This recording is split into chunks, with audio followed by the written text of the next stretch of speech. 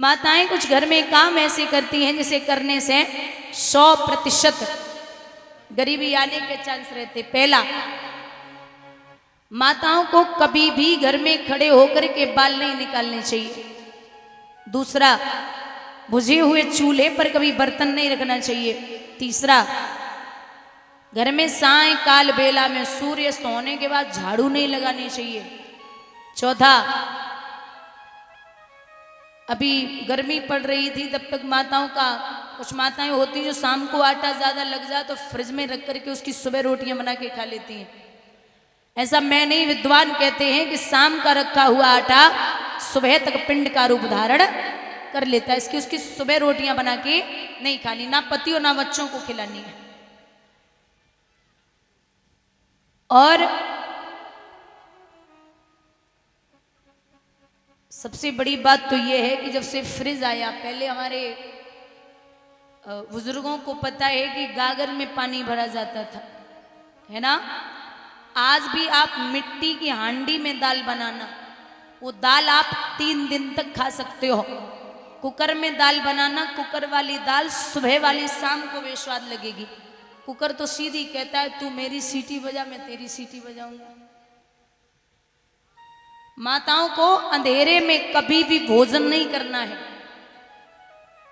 सायंकाल मतलब रात्रि के समय चाहे 10 बजे आपके यहाँ मेहमान आए, लेकिन आप कितनी भी व्यस्त हों, आपको भोजन कराने के बाद, बर्तन धोने के बाद ही सोना है। अभी दीपावली है 2-3 दिन बाद, 2 ही दिन बाद, तो दीपावली के दिन बर्तन जूठे छोड़ दियो। क्यों? लक्ष्मी रोज को निवास देखने जाते हैं। लक्ष्मी खुद ही, आप खुद ही हो घर की, उसमें लक्ष्मी बोलने की जरूरत क्या है। आपको कितने भी टाइम रात आए, लेकिन आपको बर्तन धोने के बाद ही सोना है। बोलिए गोविंद भगवान की। बार बार असगुन हो रहे लेकिन शिषपाल नहीं मान रही है। बारात लेके जा रहे, इधर रुक्मणी परेशान है और एक ही बात कह रही है, अरे ओ बिहारी, मैं ये नहीं कहती कि आप कैसे भी आए, सुनिए कि मोए विनी ब्याई ले जाए,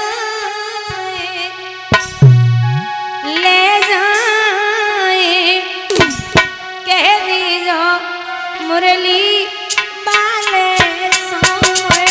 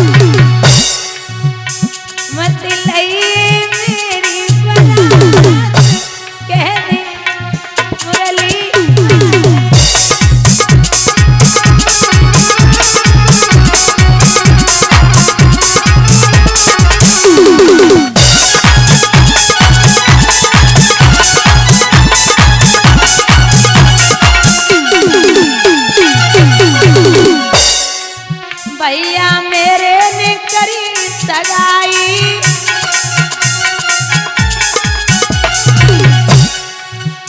एक शिशुपाल संग जोड़ी बनाई।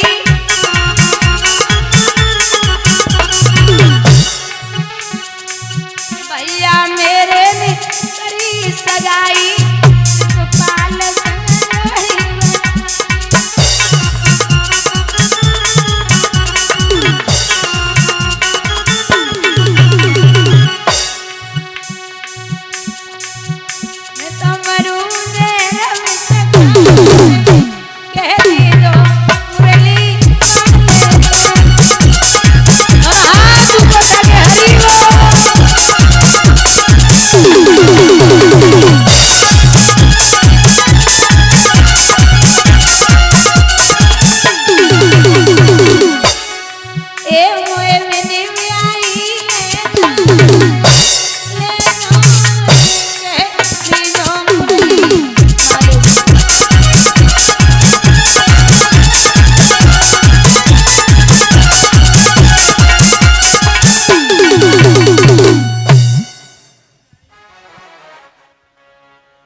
रो रही है रुक्मिणी। शिशुपाल वरात लेके पहुंचे।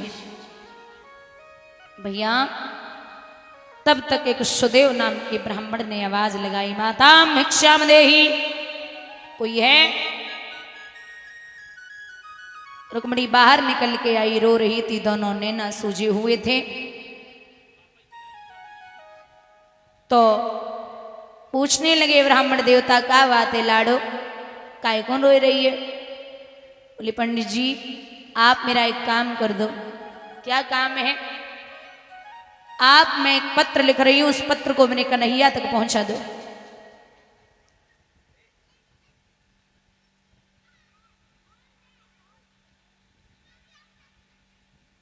तो जब ज्यादा रोई बोले लिख दे चिट्ठी, मैं पहुंचा दूंगा। रुक्मिणी एक अक्षर लिखती, आंसू टपकता मिट जाता, फिर एक अक्षर लिखती, फिर आंसू टपकता, फिर मिट जाता। तो रुक्मिणी हाथ जोड़ के बोली, अरे मुरली मनोहर, लेके चली चला नहीं जा रहा, तो हाथ उठा के भगवान की स्तुति करके बोले, हे गोविंद। दोनों हाथ ऊपर उठा के बोलेंगे, पंछी ले जा रे संदेश मेरे श्याम पिया के देश।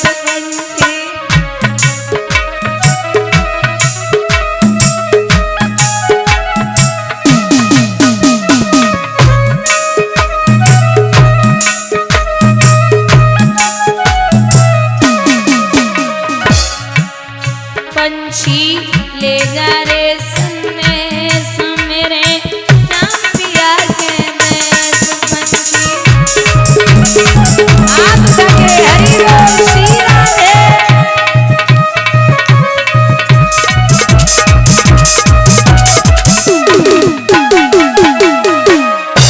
चिट्ठी में सब कुछ लिख डाला,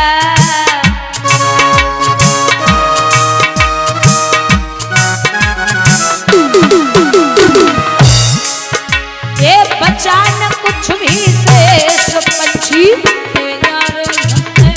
मेरे श्याम पिया के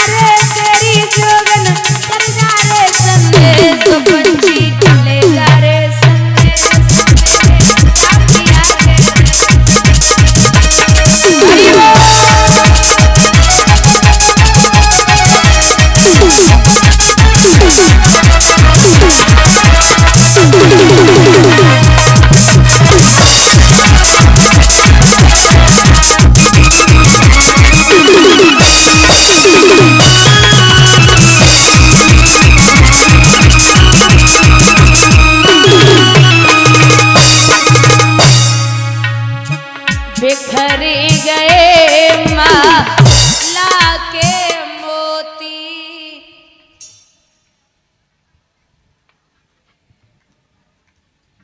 बिखरी गए माला के मोती।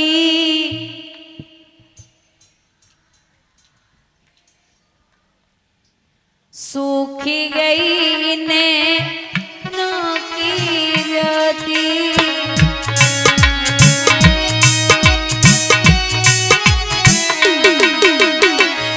तन मेरा ये हो गया दुर्बल, तन मेरा ये हो गया दुर्बल। हे नक्शा लेके पंछी ले जा रे संदेश मेरे, चाप पिया के दे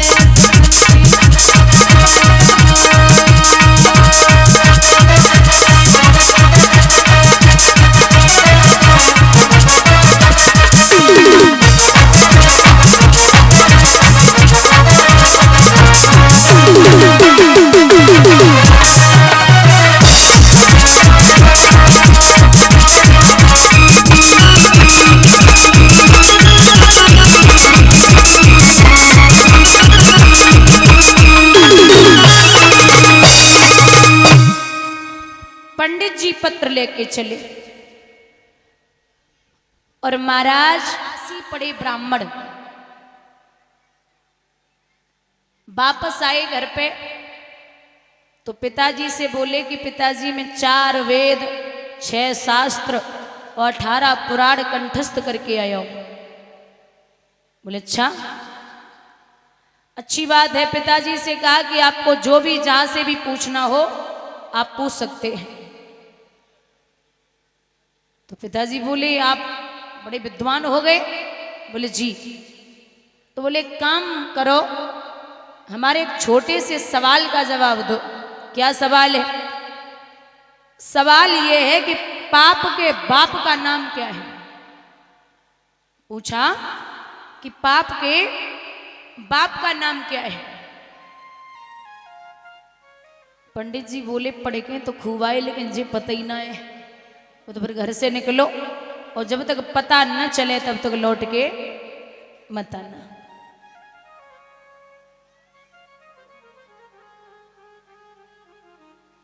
अब घर से पंडित जी चले, घर घर गांव गांव कस्बा शहर हर जगह जा रहे, लेकिन पाप के बाप को नाम पता नहीं चल लो।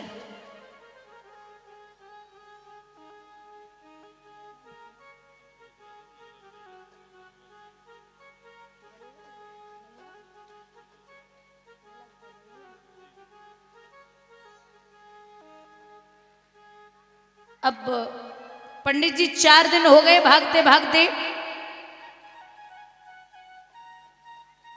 सबसे पूछ रहे भैया पाप के बाप का नाम क्या है, लेकिन कोई नहीं बता पा रहा। एक गांव में पहुंचे तो एक गांव में पूरा गांव इकट्ठा, लेकिन एक अलग घर बना हुआ था। आवाज लगाई पंडित जी ने कि कोई है, प्यास की वजह से जान जा रही है, हमें 1 गिलास पानी दे दे। हमें 4 दिन है गए, पाप के बाप को नाम पता नहीं चल लो। अंदर से मैया आई वाने गिलास हमें पानी दियो और जवाब दो। ले पंडित जी पानी पियो। पंडित जी ने पानी पियो। बाद में पूछी हमें जे बताओ बिटिया, पूरा गांव एक साथ आप अलग क्यों रहती हो?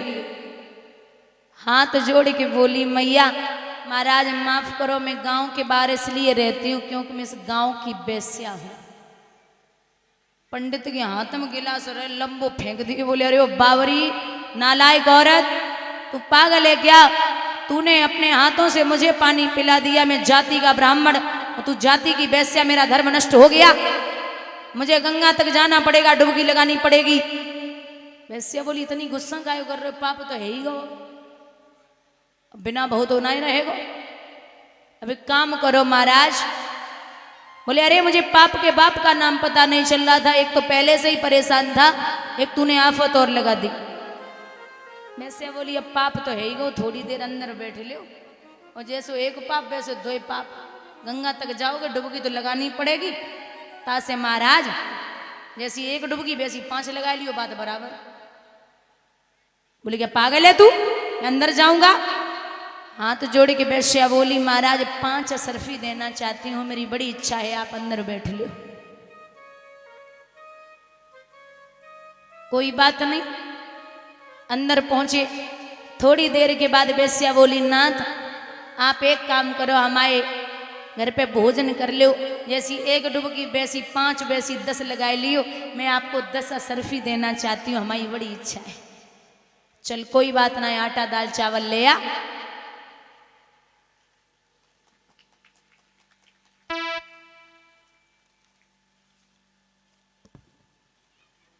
आटा दाल चावल ले आ, मैं बना लूंगा। नहीं महाराज मैं 15 असरफी दूंगी, आप हमारे हाथ को बनो वो भोजन कर लियो। जैसी 1 डुबकी, अब किराया खर्च करके तो जाना ही है गंगा तक, तो जैसी 1 लगानी वैसी 5 वैसी 10 वैसी 15, बात बराबर। पाप तो है ही गो, जैसे 1 पाप वैसे 5 पाप। चलो ठीक, वैसे भोजन बना के लाई, भोजन बना के सामने रखा, बोले ये लो। बोले अलग हट, मैं खा लूंगा।